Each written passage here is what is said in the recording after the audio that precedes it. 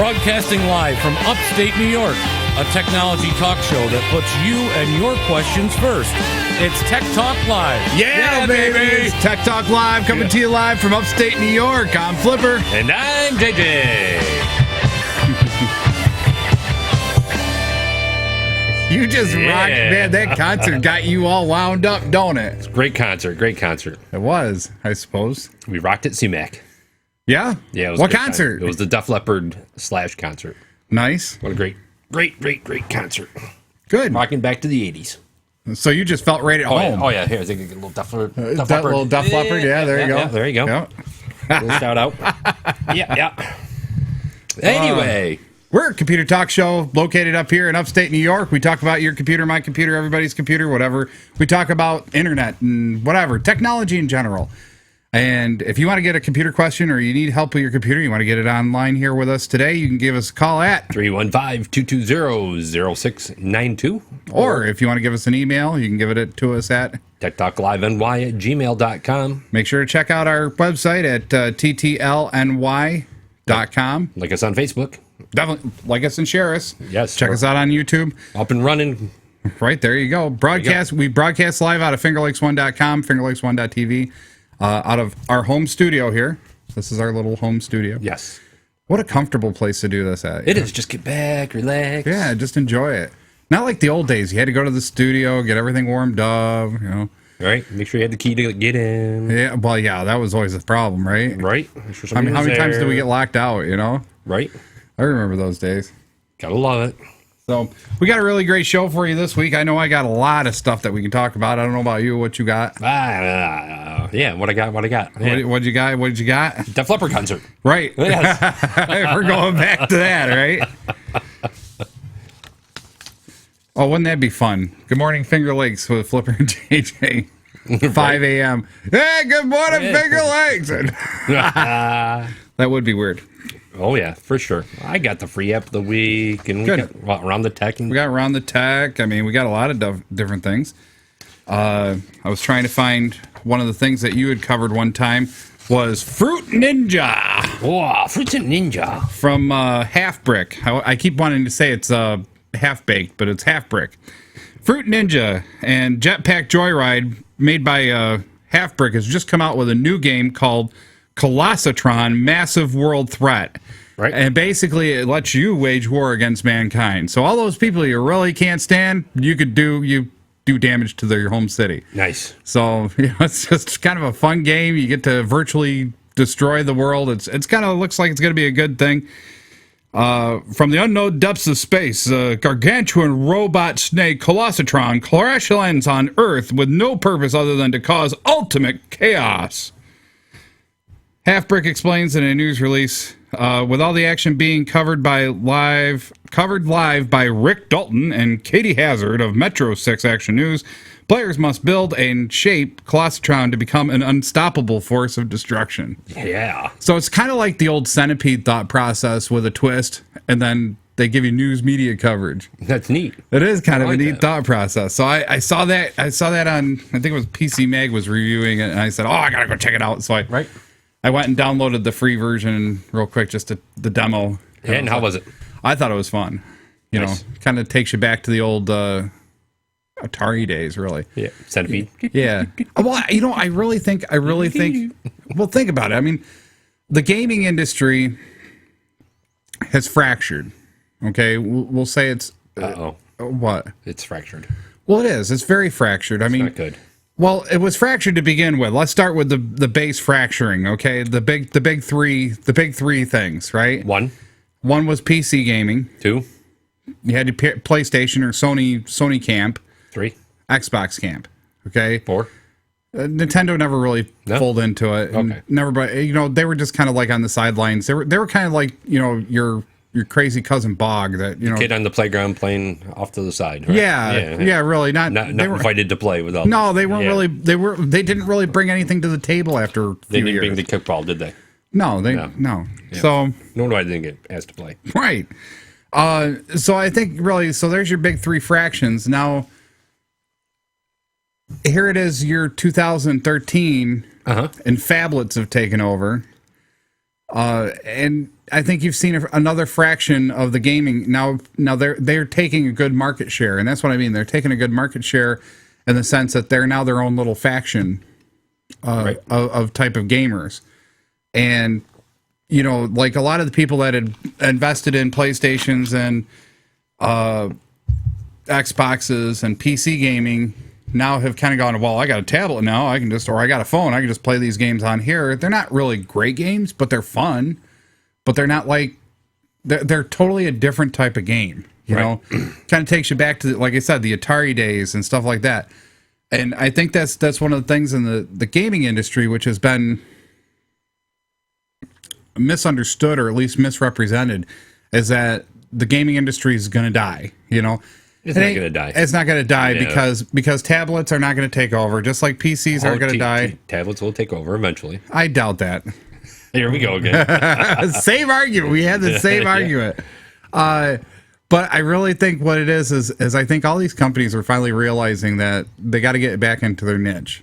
I think that's one of the things that they have to do. I mean, people only have a limited amount of money to buy stuff. Correct. Right?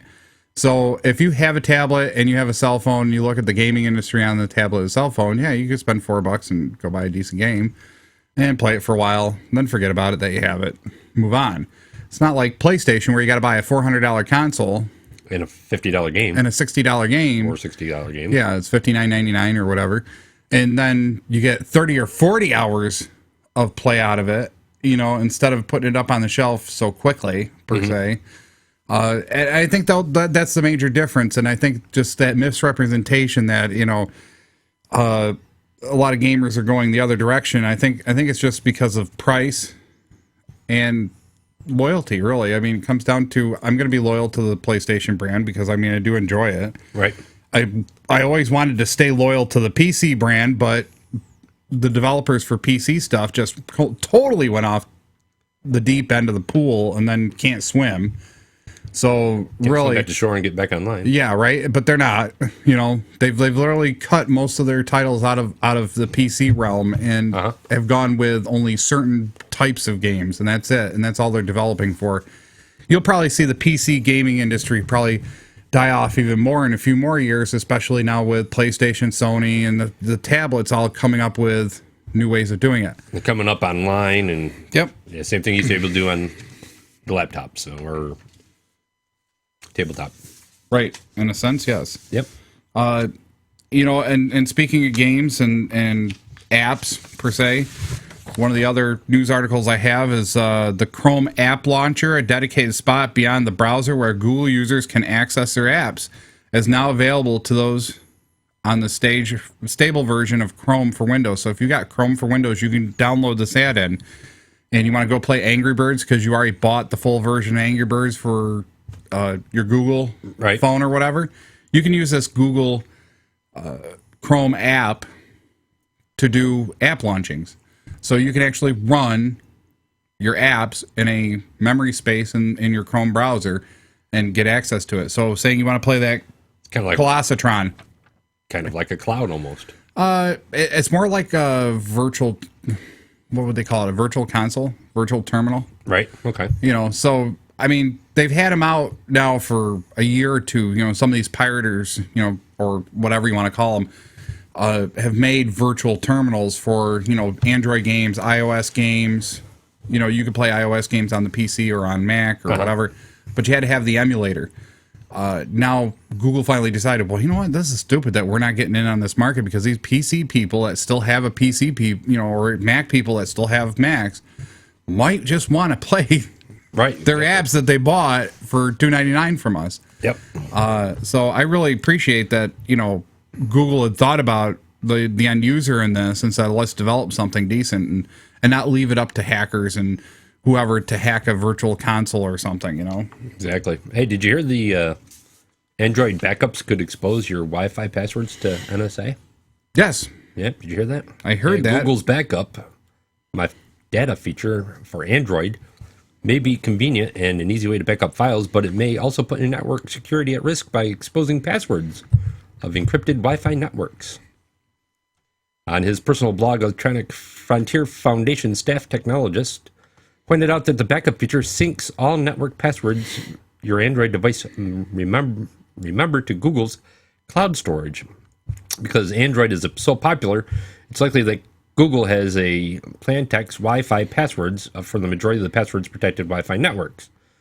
As the Android device owners adds Wi-Fi networks passwords of the course of using the device, every new password is saved on the device. But because Android devices aren't equipped with encryption passwords, the devices might be saving and transmitting those passwords in plain text.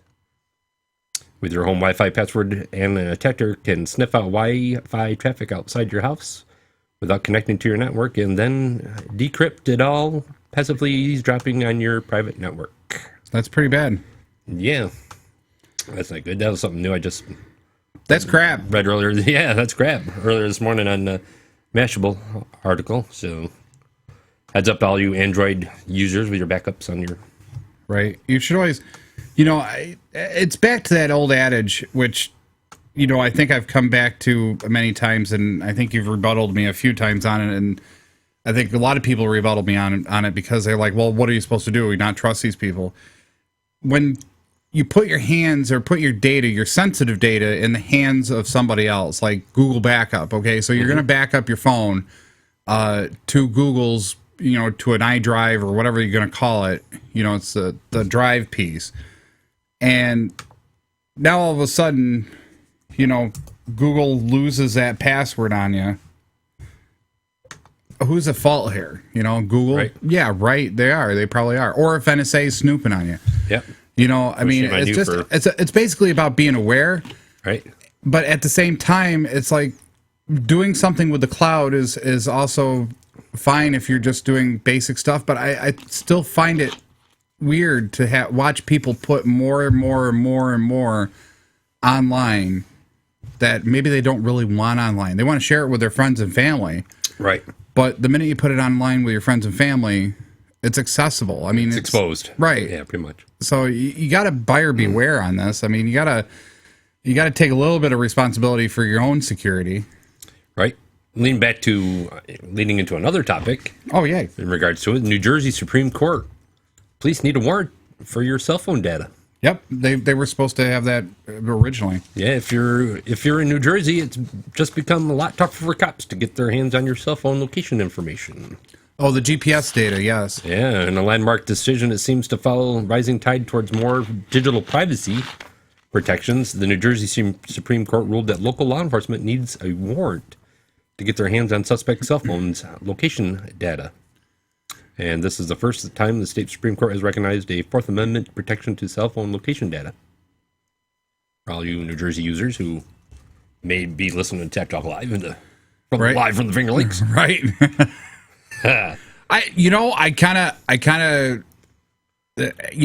so split on this. Well, think about it, okay? Let's think about this for a second, okay? Now, police officers can't get their hands on GPS location during a criminal activity. Correct. So they have to go get a warrant. Correct. How fast can they go get that warrant? Is it going to hinder an investigation process or the apprehension of a criminal? Is it going to do that? It may take a half hour. Okay, so I mean, if it's 2 hours, a couple hours. I mean, if it's only a couple hours, I mean, tops, or within 4 hour response. I mean, I'll even give it 4 hour response. They can do it within 4 hours. Okay, so then it really isn't hinder the police department that much by the end of the day. No. Okay, but it does give us a second pair of eyes to review why the police are going after XYZ subject. It's a check and balance, really. However, it doesn't give you it gives up your freedom if your life safety or issues are at stake. Then that doesn't apply.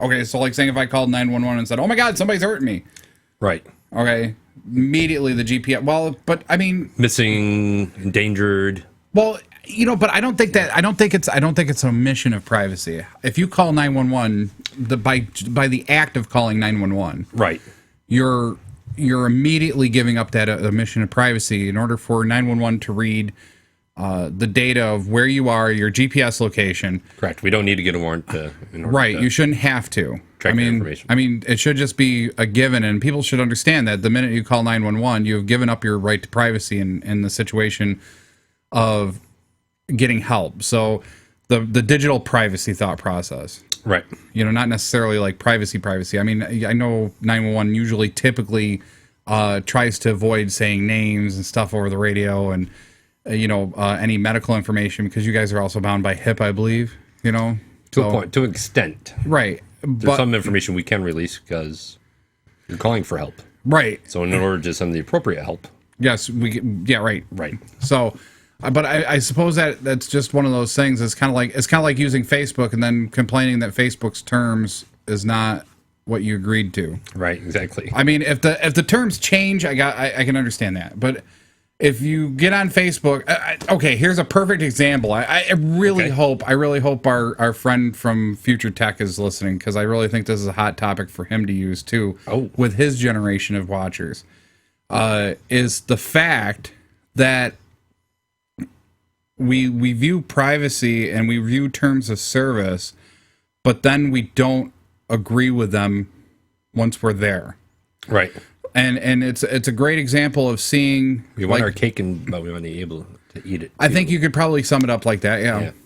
But I think the best example I can give you is the fact that people will publish photos upon photos, and even professional photographers will publish photos upon photos upon photos onto Facebook, okay, or onto Twitter, or onto other online services. Mm-hmm. That in their terms and services, says that you retain the copyright, but it doesn't guarantee that your photo is going to be, safe, from somebody else stealing it and using the copyright, or using copyrighted material. Yeah, once your picture's out there on the internet, it's out there for everybody to. And then people complain because the terms of services doesn't coincide with how they feel privacy should be done. So then they post these weird copyright statements on their page. You've seen those, right? Oh yeah, the new and up and coming. Yeah, Facebook's not allowed to use this, that, and the other. I do not give explicit rights for Facebook to use my videos, my photos, blah blah blah blah blah. Any legal analysis will tell you, and I'm sorry if you're a lawyer and you say they have every right to do that, they have every right to publish it, but nobody's going to follow it. Because it's not a legally binding. Nobody, there wasn't a two-way street. There wasn't somebody that's making the statement, somebody that's then agreeing to it. Right. The only two-way street is you signed up for Facebook. You agreed to Facebook's terms of service, and go read their terms of service. If you don't agree with Facebook's terms of service, guess what? The only option you have, don't use Facebook. Or go to MySpace. You'll have the same problem there. Is MySpace even around? Yeah, still? MySpace is still around. Oh my god! They went to MySpace I forget years. who bought it. It was a really big name music group that bought it, or musician or music record company or something, who bought MySpace and decided to completely turn it into Music Central. Yeah. And it's just literally, MySpace is all about bands and stuff, but they lost their base. They lost the social media part of their base. Gone, huh? Everybody went to Facebook because they didn't want to get barraged by, bands trying to promote when they're going to be wherever. Maybe I don't want to see that all the time, So then they went to Facebook. Then Facebook got influenced. And this was something that we were talking about just this morning, was I was noticing how much Facebook has changed. I just kind of had a nice eye-opening experience reading a bunch of different people's posts. I mean, I had like 12 or 15 friends post this thing about negativity, and I'm no longer going to be your friend, and I'm not gonna watch your post anymore. I'm just gonna not be your friend anymore because I can't stand the negativity. Okay, great. You have every right to do that. I'm not arguing that point. Delete. I'm not arguing the point, and I'm not saying to delete it. My point really comes into play is the same thought process with like our Facebook page and trying to do Facebook promotion and get people interested in the show, as well as personal Facebooking, where people share some of the strangest things. Right. And I'm not saying not to share stupidest things. That's probably closer to what I'm feeling is some of the stupidest things. Yeah. Like somebody was making fun of the eggs or bacon on ham gay rights equality sign that people have been posting up for 6 months to a year. Oh my now. god! Right. So somebody started posting these Instagrams that were making fun of it. Very negative Instagrams. Very anti-gay Instagrams. But My point was, and it wasn't about the negativity. It wasn't about somebody having the right to change who they associate with or who they watch. My point really is looking at when Facebook was young and look at Facebook now. And it's like black and white. I mean, and I almost want to say that the settings that they give you the ability to change, you know, the things that they allow you to ignore and to, you know, change the dials. I mean, I just went through last night and literally ignored everybody that doesn't really talk to me, ignored anybody that is fairly negative. Right. And I'm talking like You ignored me? Is that what you're trying to say? No, well, you ignored me, so I don't have to do it. It already took you out of my list. But my point is that the features are so rich, and you can dial in the number so finely, I can literally put my head in the sand and never know that Tech Talk doesn't exist, Digital Dabble doesn't exist, Finger Lakes 1 doesn't exist. My friends don't exist. JJ's on my list, but he don't exist. I don't see him anymore. Poof. Right. You know? Right. Several of my friends from work don't exist now because I turned them off. So then it got me thinking about having feature-rich dials and controls. Okay. And this anti-spam thing that they're doing is just absolutely horrible. It's horrendous. Okay? If somebody didn't like my post about Tech Talk Live that this week shows up, and they report me as spam, the page is immediately suspended for 4 days. I know it's crap, isn't it? That is crap. That is crap. I mean, I know they're trying to avoid spamming, but how you're leaving it up to a user? Even if you're saying just thank you for everybody, right? Wishing you happy birthday, right? They don't review it. As soon as you hit it's spam, it immediately the system goes out and immediately shuts down your page for 4 days. And that's part of the problem, and that's what I was trying to say, is the balance has swung from social media being a great tool for getting the word out about different events, getting the word out, marketing, so on and so forth to people. Right. And I really think we're seeing the death of social media in its current form because of these settings. Because now the people aren't getting the messages that people are sending, per se. Because they can dial the thing in. And I think that's what I was trying to get at this morning. And I'm still trying to formulate it. I'm still having, I still got it rolling around in my head trying to figure out really what it is. But you're starting to see a mass exodus of Facebook. I used to have everybody on my list, everybody on my 492 person list, okay, all had profile pictures, all had information on there, all had something. Right. It's almost like they're disappearing. Not that their name is gone or their profile is gone, but the information on the profile, the pictures, it's being more secure. They're trying it down and not putting on there. They're not putting anything on there. Right. Nothing. I edited mine and virtually have nothing on mine. Mm-hmm. So just because I don't have that information out there, you know what I mean? Right. I understand that, but at some point too, I mean, it's just like, well, what was the real draw of social media? The social media was you put a name with the face. Right. One, you could have a discussion about anything with anybody. You get on topics. You had groups of people that supported each other. Like, if you belonged to a photography guild or something else. Mm-hmm. 3/4 of that's gone. Now it's just really, it's turned into a personal chat thought process and base forum thought process. It's very rare that you can go out with little to no money, go promote a website.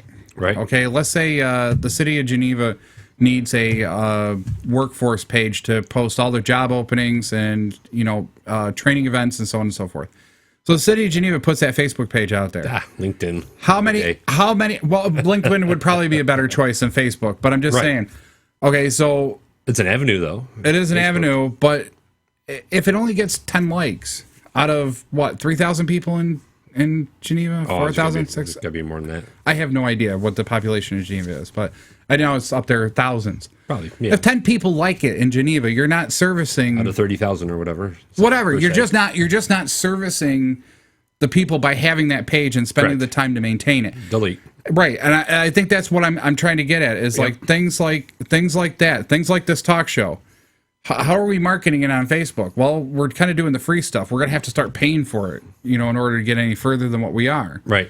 To get more likes. Right, to get more likes and get more people listening to the show. Or we die off. Or we just do it for a hobby.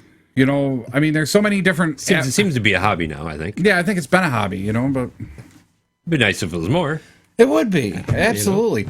But I think wouldn't be bad. Right. We need sponsors. Right. Give us a call, 315-220-0692. Or give us an email, techtalkliveny@gmail.com. Correct. But do you see what I'm trying to get at? Am I making sense, or am I like totally babbling on about nothing? I see where you're going.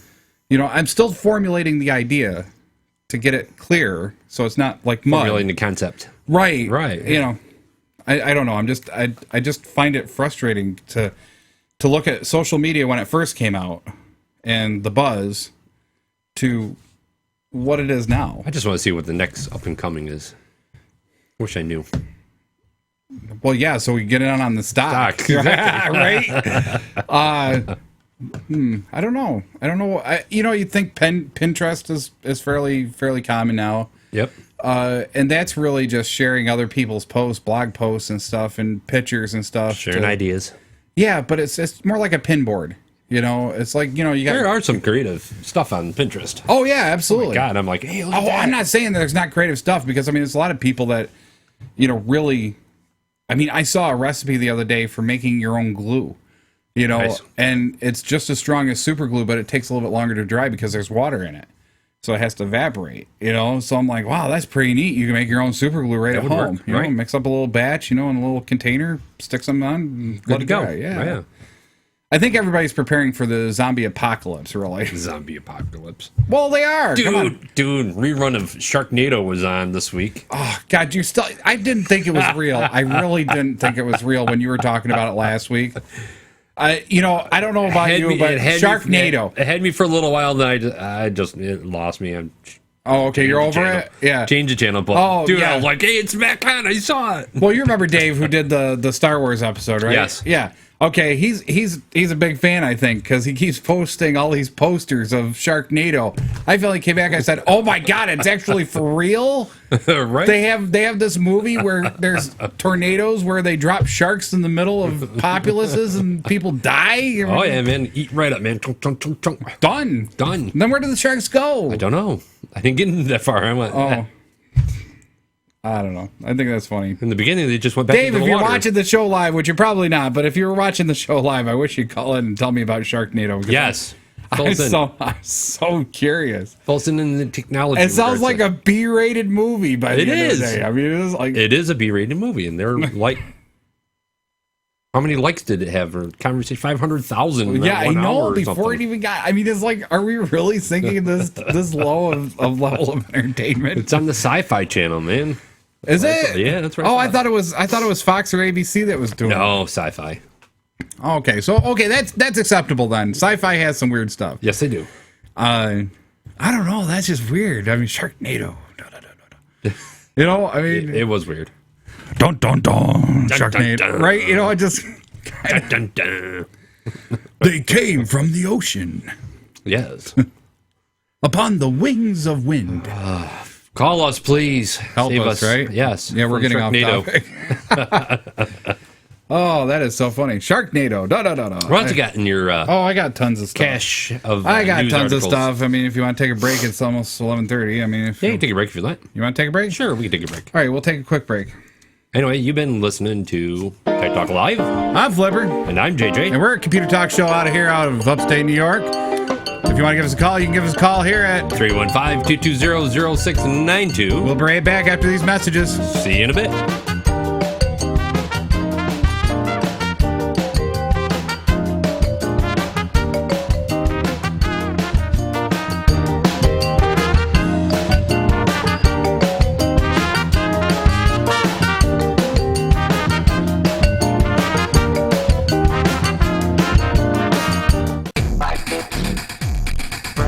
The Digital Babble colorful commentary on your digital photography. It's a show about critiques, guests, techniques, and reviews. Broadcast on Finger Lakes 1.tv every Wednesday evening at 7 p.m. Live demonstrations for photo editing and techniques. reviews on all sorts of camera equipment and software. Find us on FingerLakes1.com and on Facebook. Tune into the Digital Babble with your host, Flipper. Vicky's PC Repair, 585-489-5055. Did your PC go kablooey? Maybe your laptop is screwy. Then call Vicky's PC Repair, 585-489-5055. Need some computer training? Maybe your computer is old and failing. Then call Vicky's PC Repair, 585-489-5055. Ready to hammer your hard drive? Tech support got you waiting for days. Virus and worms and malware, oh my. Then call Vicky's PC Repair, 585-489-5055. Tell her Flipper sent you. Vicky's PC Repair, 585-489-5055.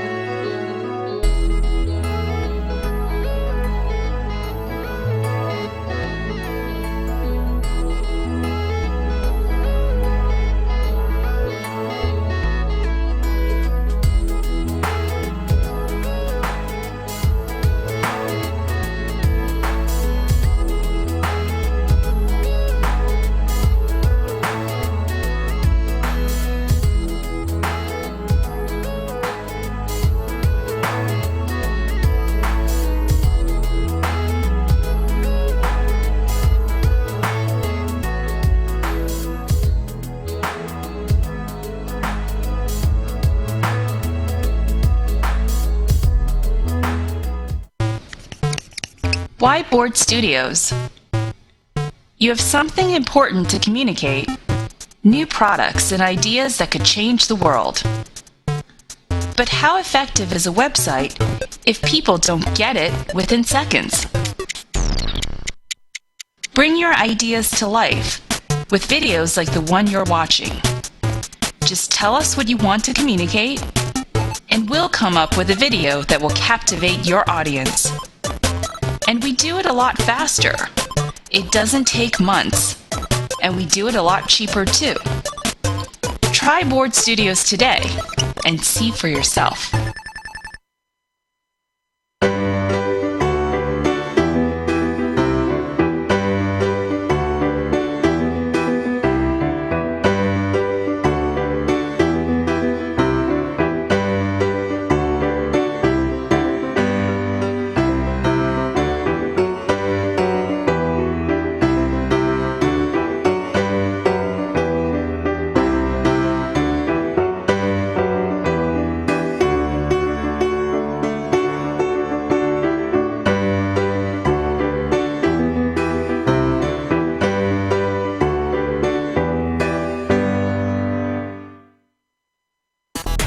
It's Tech Talk Live's product reviews. Are you looking for a great wireless optical mouse for your laptop, desktop, or gaming system? The Logitech M305 fits the bill. Go check it out at tiny.cc/TTLM001.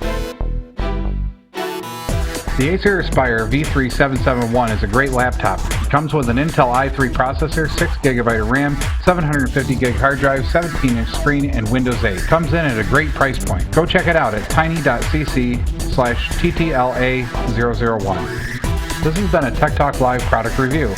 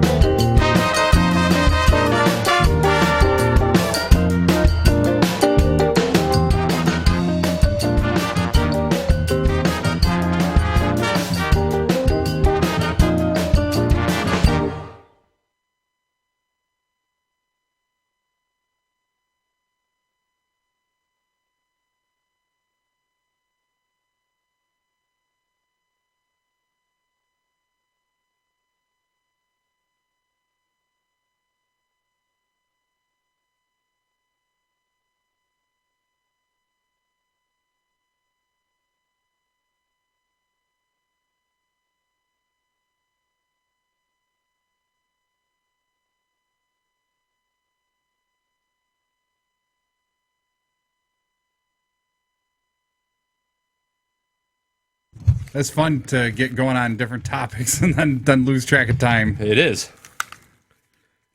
It is so warm down here. Anyway, we're back with Tech Talk Live. I'm Flipper. And I'm JJ. I think I'm going to video edit that out. And we were, right? We were talking about our previous conversation of the Facebook issue in regards to social media. Yeah, I know. Well, you know, me and you, we get a heated conversation about it. Right? Like, I think the break's probably up. What's going on upstairs? Oh, yeah, it is. Yeah, I wonder how long it's been up. Probably way too long. That's okay. Man, it is just humid outside and down here, too. I mean, it's just... A little muggy, yeah. Yeah, that's weird. Anywho, we're Tech Talk Live, local computer talk show out of here up in upstate New York. I'm Flipper. And I'm JJ, and we're broadcasting live on Finger Lakes One TV. Yep, and great place. Yes. So go check us out. And then check us out on our website at ttlny.com. Like us on Facebook. Yes, definitely. Give us a call, please, 315-220-0692. Yes. Even if it's to say hello. Or if you want to give us if you want to go right to fingerlakes1.tv, you can get right on in the chat, and we're watching that. Belly Bean said morning, late to the show this morning. Hey, what's up? Morning. Morning. We're late getting back, so hey. Yeah, so we're even. Right, exactly. Anyway, we'll do the free app of the week real quick. Yeah, if you're ready. Yeah, we can do that. I was telling somebody about this the other day, and I said, yeah, we got like 70s porn music to introduce JJ, right? It's so funny. They're like, oh, we got to hear it. Yes, here we go.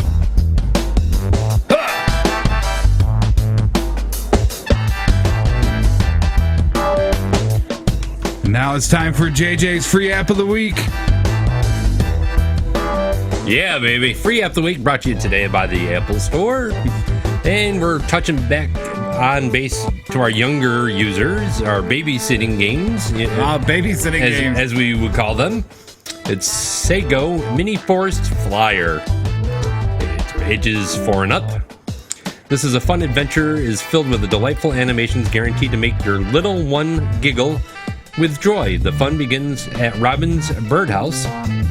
Ring the doorbell and invite your new feathered friend out to play.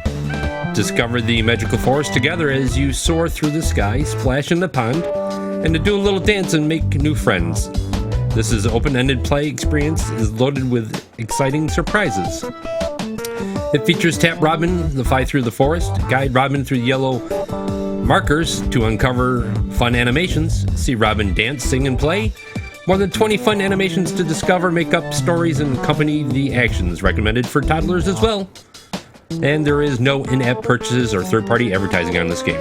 It's free app of the week. Free app of the week, baby. Yeah. Go check that out. Yep. Sego Mini Forest Flyer. That sounds like it'd be fun. You know, kind of 4 and up. I fit that. There you go. You know, you ever remember? It's always so funny. I love thinking about the. You remember the Hasbro games where they would say from ages 4 to 81? Oh, right.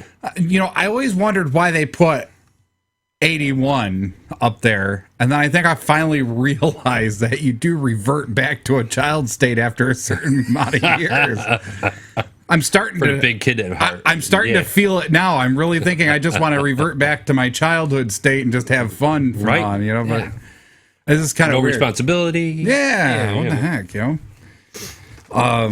But yeah, it definitely was. Sounds like a good game. It looks like it's a cute game.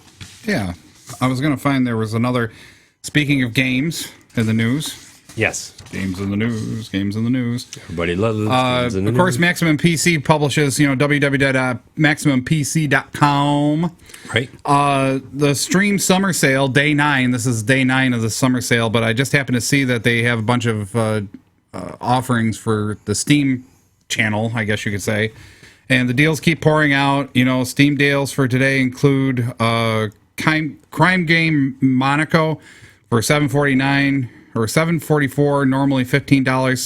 Civilization 5 for $7.49, normally $30. Grid 2 for $30, normally $50. Right. And Awesome Not for $30.39 or $3.39 and normally $10. So you could definitely get some decent deals right now through Steam.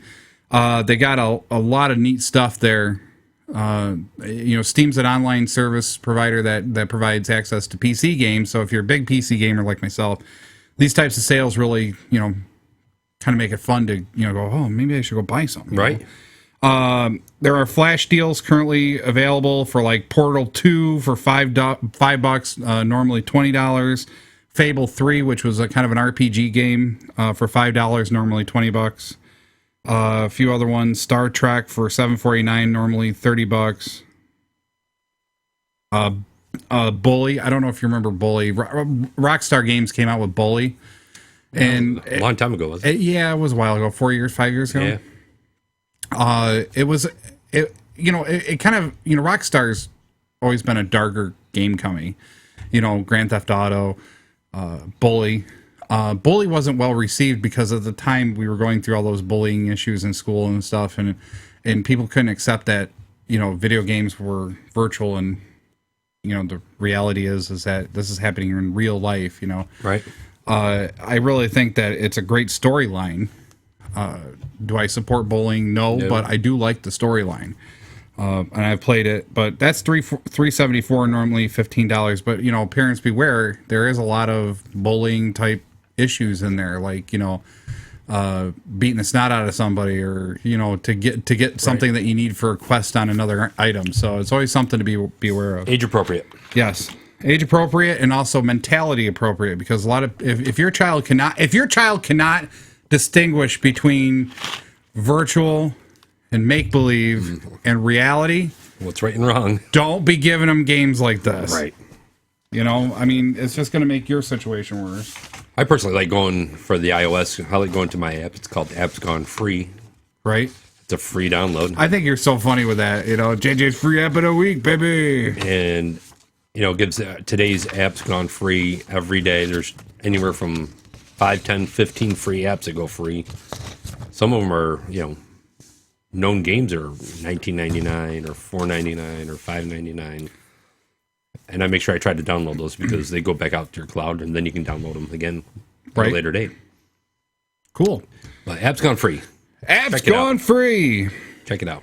Something else that was in the news, you want me to segue right into all these news articles? Because I got a whole pile here. Sure. Kickstarter alert, Poppy turns an iPhone into a 3D camera. It's kind of a fun contraption that they're coming out with. It's a new Kickstarter project, and they're trying to get pledges. They're currently up to like $500,000 to develop and manufacture this thing. And what it is it's kind of like a case that has like a split and two different colored screens that you can take your iPhone up and fire photos and create 3D movies and 3D photos. That'd be cool. And that's what they're trying to do with this whole thing.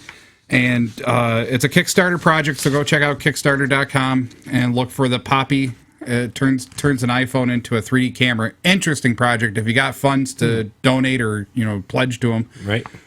This could be the next big thing in the next couple of years. So nice. You want to talk about Microsoft for a minute? Sure. What All right. for Microsoft? I'm a little irritated with them. No. Oh, yes. There's two articles that really irritate me.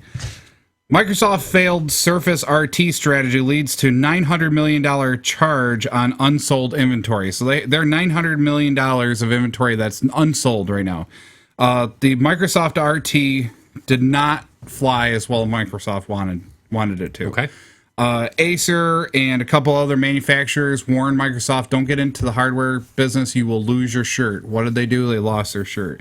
$900 million for Microsoft in a loss would basically translate to about a $10 or $15 decrease in profits, stock costs and stuff. I mean, that was something that they were estimating in the article here, so I don't know if that's really true or not. But I mean, really, by the end of the day, oh, I'm sorry, it does say it here, and I'm reading the wrong line here. It's 59 cents per share compared to the 490. So it'd be like $1 per share loss at $900 million. Ouch. So I mean, it's a pretty big hit to investors in Microsoft. That's right. First off, is that not only did they go forward, even after being warned by analysts and their own people, and Acer, of course, being a hardware manufacturer, let us do the work for you because we know the market. We know how to do it. and they ignored it. They built this Surface RT, and it was to run Windows 8. It was supposed to be the phablet of the next generation, and it failed miserably. Microsoft's really eating their words and eating their pudding. Nice.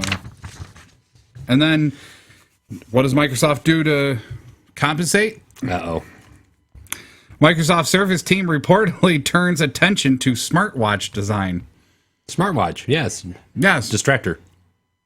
Yeah. Yeah, pretty much. Yeah, so it's going to be a large watch that has Windows 8 on it. Windows 8. Yeah. That'd be kind of cool. Kind of reminds me of Dick Tracy. Oh, yes. But yes, I think everybody's trying to come up with the next thing with the watch. I Everybody's in the race, I think. I think so, but I really think it's a waste of time for Microsoft, being a software company, to be entering into these hardware deals. Right. And it's just like Mac. Mac does not do their own hardware. They have a company that's a subsidy that does their own hardware for them. Mm-hmm. They know the hardware market. Like, this is what you need to do for this. But at the same time, Mac being Mac, it's not universal components. Right. It really, well, it is more now, but it wasn't there for a long time. Really made this kind of niche that people were in, and it was okay, but the hardware was weird. Now Microsoft's doing it. It's like, get out of the game. You're an OS company. You're an Office company. Right. Deal with that. Stay in your corner and really do a bang up job on it. The more you spread yourself thin like this, right, Microsoft's just going to go bad. Make some new games. Yeah, and you know, I really think that's part of the problem too. Is that you really look at Microsoft, and what time is it? Okay, we got time. You look at Microsoft, and it's just a shame to see that, you know, all these companies have gotten to a saturation point. Right. Now they're trying to do the next big thing instead of perfecting what they do, you know, or how they operate, you know, and being more and more profitable that way. They're trying to expand into markets that they have no clue about. Yep, exactly. And it's destroying the markets. It really is. Because now you look at the Windows RT Surface and you go, wow, that was kind of cool, but I'm not going to pay $1,000 for a phablet, you know? Yeah, right. I want a $500 tablet or a $300 tablet or whatever. A $299 tablet. Right. Dell whomped them. Dell whomped them on their XP10. They got an XP10 model. It's a 10-inch tablet or 11-inch tablet, I think.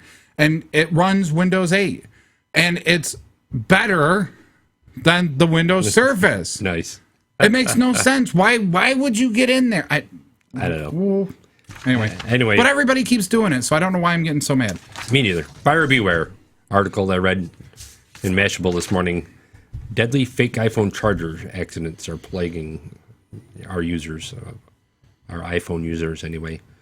Another day, another fake iPhone charger accident, unlike last week's incident, which was reportedly killed a 23-year-old Chinese person. Her countryman is still alive, but in a coma, after his counterfeit iPhone 4 charger gave him a severe shock, causing him cardiac arrest and depriving his brain of oxygen. Oh. These accidents happen all the time, and not just in China. Apple sells its basic name brand for around $20 at what experts say are very healthy profit margins. However, meanwhile, there are millions of counterfeits on the market selling for $1 or $2. A black market that thrives in part because real things are so expensive. Obviously, these fakes appear virtually identical to the real thing, although a close inspection of the fine print will often turn up the text like designed by Abble, A-B-B-L-E, or designed by California, instead of the authentic designed by Apple in California. So inside they are shoddily made and made of advanced safeguards, eliminated to cut costs. So buyer beware of these fakes. They're going around giving people shocks, fires. Yep. Yep. It is a buyer beware, and it's horrible. It's horrible to think that that's really happening, but it is. You know. Yeah. And you know, if you think about it, Mac people, you know, already spent a lot of money on their stuff. Why not spend a few extra dollars to get the right charger? Yeah. It makes no sense. I mean, you're spending, $1,500 for a laptop anyway, so right, get the right charger. Right, exactly. You know, I mean, it's like if I go buy a Canon camera, I'm not going to go buy an off-brand charger for it. I mean, It would make Yeah, no sense Exactly. to do that, you know. But you can cut the cost in half if you go buy one of those. Right. We're a society of trying to save a buck or two. We are, but we're trying to save a buck or two, but at the same time, the people that are making the money are trying to get maximum profit, and they're not really selling for fair, I don't think. Right. Because, I mean, you got to think about how much the average person makes. $50,000 a year? Maybe the average family is around, well, I know Seneca County is around $44,000 a year. You know, how much of that pie are you going to take in for, Right. you know, services, taxes? You know, everybody's got to play nice in the sandbox, and right now nobody's playing nice in the sandbox. Nope. You know, so you gotta really come down to you know, that, I hate to say it this way, but that ultra conservative thought process and go, I need to cut my budget. I mean, there are some that are fairly decent. Oh, I'm sure there is, but that are half the cost. But yeah, but when you look at these buck or two chargers, you know, yeah, get out of town. Yeah. Don't buy them. Don't buy them. Exactly. Looking to risk fire, electrocution. I suppose I got to do round the Just move tech. on, right? Mm-hmm. And 3, 2. Oh, you want me to do round the tech, right? Yes. Okay. And here we go. Now time for round the tech in 60 seconds. Ooh. Oh, that is so going on. That is so going on Finger Lakes One webpage. Did you hear that, Jim? Oh. Oh my God, I gotta get going. Yelp buys online reservation service SeatMe. Yelp on Thursday announced the acquisition of SeatMe, a web and iPad-based app for startup for online reservations. VLC returns to iOS, still plays all your favorite videos for free. Watch most any video file on your iOS device with VLC Player. Startup Locket pays you to unlock your phone. Locket, a new Android application, pays users to rent out their lock screen for advertising. So you think Macs don't have malware? Think again. Mac users like to lord it over Windows users' counterparts that supposedly sanctity of their cat-themed operating system can't be infected by malware and web-based attacks. Think again. Researchers developing self-destructing green electronics. I want to talk to you about this at the end. Researchers at the University of Illinois Urbana campaign are working to build electronics that dissolve when wet. Oh, cool. Artificial intelligence machines operating at 4-year-old level. Researchers at the University of Illinois at Chicago, UIC, recently IQ tested one of the best available AI systems to see just how brainy the computer was. Nice. 4-year-old level. Can you believe that? I think there was something wrong with our clock there. I didn't hear it ticking down there. Yeah, it ticked down. I heard it. It was really faint then. Well, it's supposed to be faint, so I can keep going. Well, usually you can hear it when you're talking, though. Yeah, right? Gets me nervous. Right, exactly. Crank it back up. Anyhow, what was I going to say? There was something else I was going to say. I don't know. We're in the last few minutes of our show, so if you got a computer question, give us a call, 315-220-0692. Right. You said you wanted to touch base on that one article. Well, I want to touch base on 2 articles, really, now that I think about it. One? We got talking about this around the dinner table last night. Okay. Researchers developing self-destructing green electronics. In other words, when it goes into a landfill, it gets wet from the rain or whatever. Right. The electronics will dissolve. That'd be cool. Very quickly. Very cool. Now, what happens if you spill a Coke or water on your keyboard? Yeah, you're SOL. Yeah, you're really SOL'd. So they better be price point to sell. So you can replace That's what I'm worried about. That's what I'm worried about right there. I think that's the thing that scares the hell out of me. Because Yep. I mean, what's going to happen? I mean, what if the humidity gets too high and it just happens to trigger to self-destruct? I mean... Self-destruct mode. I know. You're sitting here and you're typing away and all of a sudden the S key gets gooey. You know, I mean... The whole keyboard gets gooey. Yeah, right? Gone. I don't know. It's kind of interesting technology, but it really...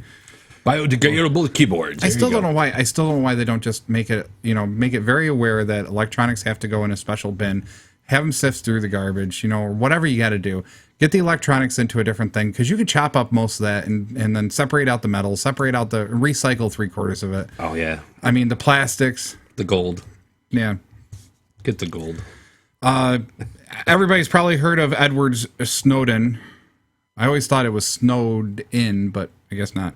Snowden leaking the NSA's policies and, yes, and information about some different things that were going on with the NSA and U.S. government and so on and so forth.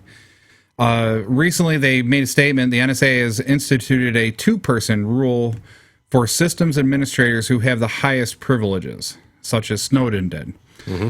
This way, what will happen is that if this 2-person rule works, they wouldn't be able to secretly walk off with all this information and leak it out to the public or to other countries or whoever, like Snowden did. Okay.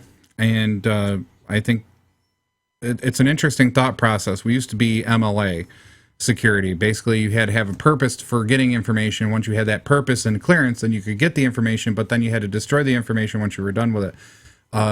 Now it's 2-person before you even get it.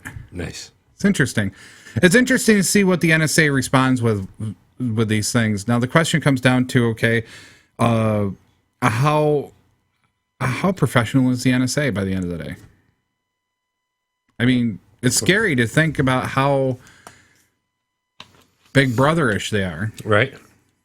Your privacy is at stake. Your cell phone conversations. I mean, the NSA supersedes any privacy law. Right. So, I mean, if another bomber attack happens... National security. Yeah. I mean, it just immediately, the switch goes off, everybody's privacy is gone, we're going to find them. Yep. Which I think is great. But that they're going to go get the person or, try to defend or whatever needs to happen. I think where I have the problem is okay, well, you're really putting a major security lock here on a government agency that should have some transparency to a certain degree. Accountability and transparency, I think. Yeah. I'm not saying to know their secrets. I don't want to know their secrets. Right. I don't know what they have the capability. I don't want to know the capability that they have. Oh, it scares the hell out of me just to think it'd be so cool to see it. Well, it would be cool. Oh my God, you could do that. Right. It would be cool to see it. I give you that much. But I mean, I don't think I really want to know because, I mean, then I'd be scared of it, Right, you'd be getting rid of all your electronics. Well, think about it. I mean, okay, we're doing have you ever seen the series Dollhouse? No. Okay, if you get a chance, go check out Dollhouse. I mean, it's kind of an interesting series. It's basically Josh Whedon dark thriller type thing, kind of creepy. But it's neat because people sign their life away because something bad happened in their life and they don't want to remember it. So they sign their life away to let this dollhouse use their body, and then they they wipe their memories clean, put it on a hard drive on a shelf someplace, and then they can program them to be anybody they want. Oh, creepy. Okay.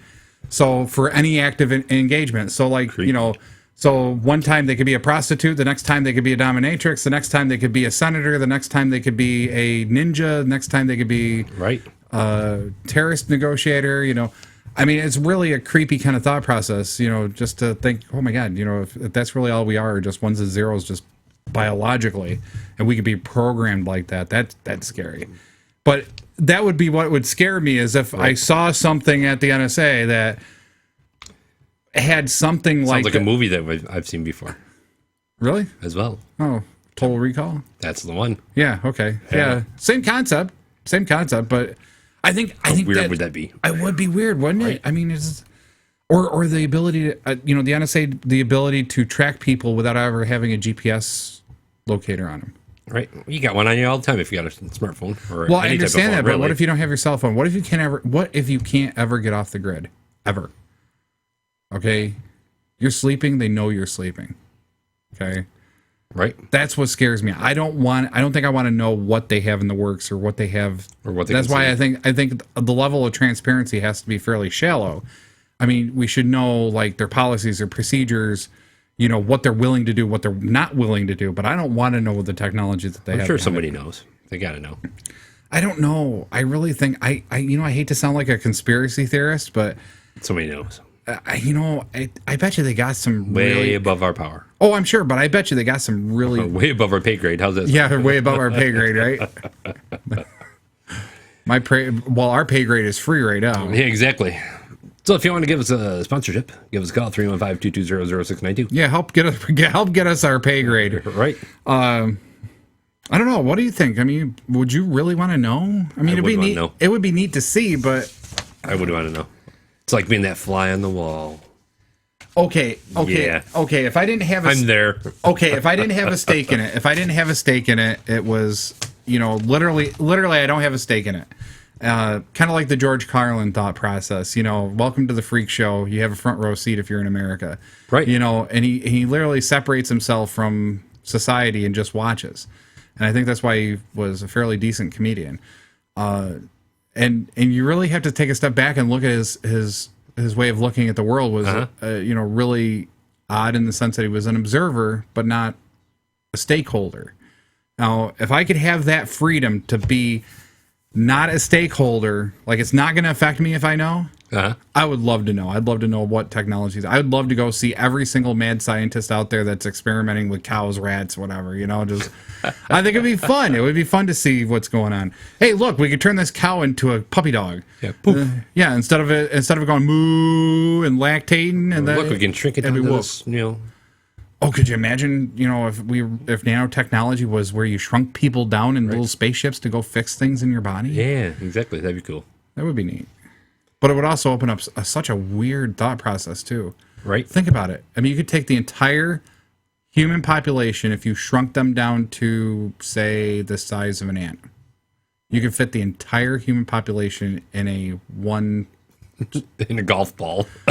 Well, no. No, it'd have to be bigger than that. I see ya. You're out of here. Right. No, think about it. Probably 100 square feet, maybe? Maybe. 4 billion ants. How much is 4 billion ants? I don't know. 4 billion ants is 4 billion ants. Okay, so maybe a 1 square mile. You could take and 1/1,000,000th the size of a human person. Okay, it would mean that you don't need as big of we could save on resources.